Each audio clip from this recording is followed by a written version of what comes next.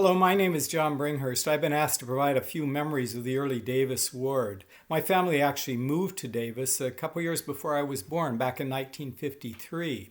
My father was one of a group of men who had fought in World War II and then received the GI Bill, and under the GI Bill were able to attend college and receive advanced degrees.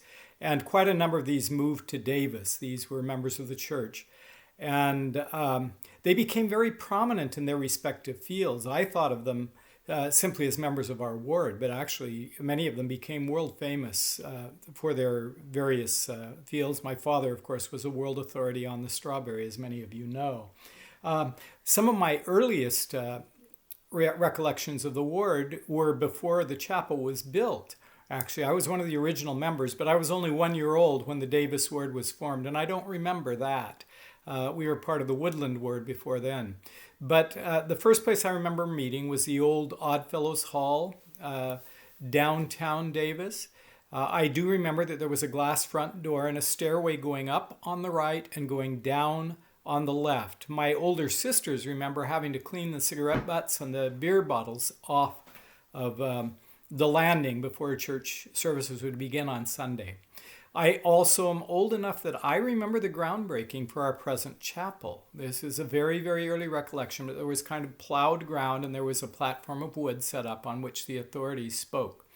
And I realized something important was going on. I do remember playing around, as we probably shouldn't have, on the chapel construction site, picking up the little slugs that came out of the electrical fixtures.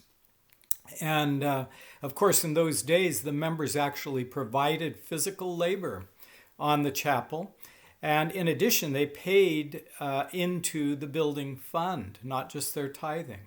And I remember that there were picnics and fundraisers held over on Central Park. I remember steel drums cut in half lengthwise that were used as barbecues to barbecue chicken and sell to the public in order to gain money to complete the chapel, which of course was done.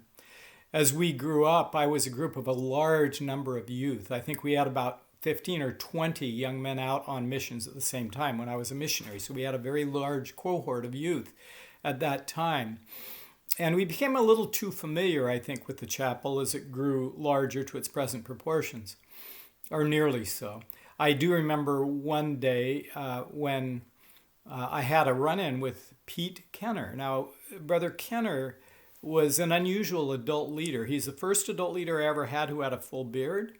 And he's also the first adult leader that I felt comfortable calling by his first name. He was one of our youth leaders. And I remember the day that he caught us. We had climbed up onto the roof through the attic, and he caught us sliding down the steep slope of the roof. It actually made quite a good slide on the seats of our pants. I remember two consequences I received of that. One was that a new pair of jeans had a hole worn into the seat from that, and the other was the disappointment that Pete expressed. He said something to the effect of, I thought that I could trust you guys to know better.